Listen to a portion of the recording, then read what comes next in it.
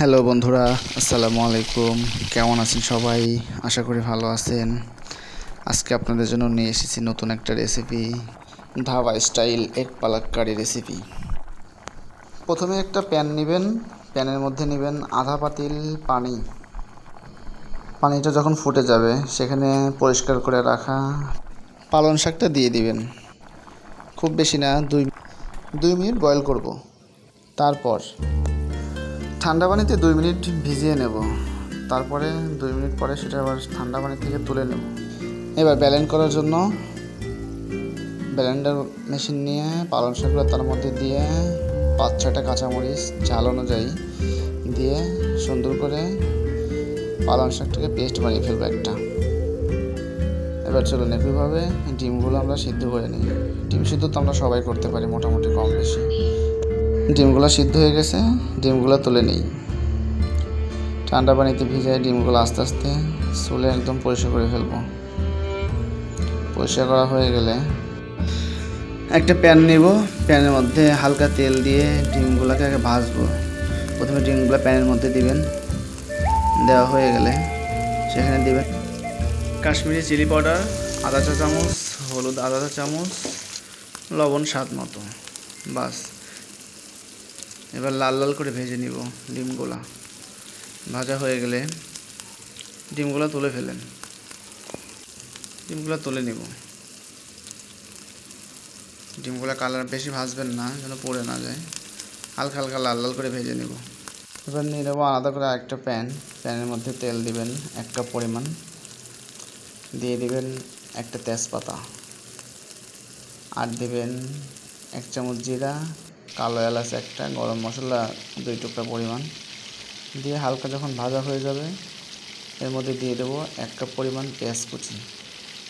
পেঁয়াজগুলো হালকা brown colour হয়ে গেলে তার মধ্যে দিয়ে দেবো আদা রসুন বাটা 1 চা চামচ করে। এবার মশলাগুলো 3 থেকে 4 মিনিট ভালো করে কষিয়ে নেব। আদা রসুনের গন্ধটা চলে গেলে তাতে দিয়ে দেবো আধা চা চামচ গোলমরিচের গুঁড়া, আধা চা চামচ ধনিয়ার গুঁড়া, দিয়ে দেবো 1 চামচ পরিমাণ কাশ্মীরি মরিচের গুঁড়া, দিয়ে দেবো আধা চা চামচ হলুদের গুঁড়া। এবার মশলাগুলো ভালো করে কষিয়ে লবণ দিয়ে দেবো স্বাদ মতো। লবণ যে যেমন খায় সেই পরিমাণ লবণ দিয়ে দেবো 1 কাপ পরিমাণ টমেটো পেস্ট। দেওয়া হয়ে গেলে সব মশলাগুলো একত্রে কষানো হয়ে গেলে দেখবেন এরকম তেল তেল উঠে আসছে। যখন দেখবেন তেল তেল উঠে আসছে তখন পেস্ট করে রাখা পালং শাকটা দিয়ে দেব।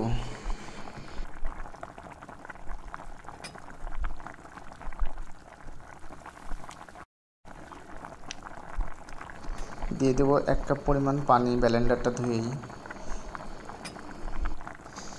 এবার 10 থেকে 15 মিনিট সময় নিয়ে ভালো করে মশলাটা কষিয়ে যতক্ষণ না পর্যন্ত তেলটা উঠে আসে ততক্ষণ কষাবো। যখন দেখবেন মশলাটা কষানো হয়ে গেছে ভেজে রাখা ডিমগুলো দিয়ে দিবেন। ডিমগুলো দেওয়ার পরে আরও 10 থেকে 15 মিনিট ভালোভাবে রান্না করব। 10 থেকে 15 মিনিট রান্না হয়ে গেলে অন্য একটা প্যানে 1 কাপ পরিমাণ তেল, আধা কাপ পরিমাণ রসুন কুচি দিয়ে ভালো করে লাল লাল করে ভেজে নিব। রসুন কুচি যখন দেখবেন লাল লাল করে ভাজা হয়ে গেছে দিয়ে দিবেন 5 থেকে 6টা শুকনা মরিচ। দেওয়ার পরে দিবেন কাশ্মীরি মরিচের গুঁড়া 1 চা চামচ পরিমাণ। এবার ডিমের মধ্যে ঢেলে দিন, বাস, বাগার দেওয়ার কাজ শেষ। এবার চলেন পরিবেশন করার পালা।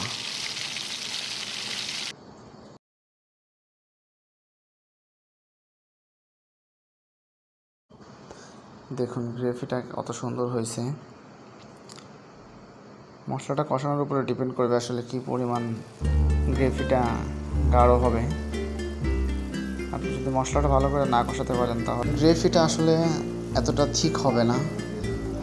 সবশেষে একটু ধনিয়া পাতা দিয়ে পরিবেশন করে ফেলুন। আশা করছি রেসিপিটা ভালো লাগবে। যদি রেসিপিটা ভালো লাগে অবশ্যই লাইক, কমেন্ট, শেয়ার করে পাশে থাকবেন। আসসালামু আলাইকুম।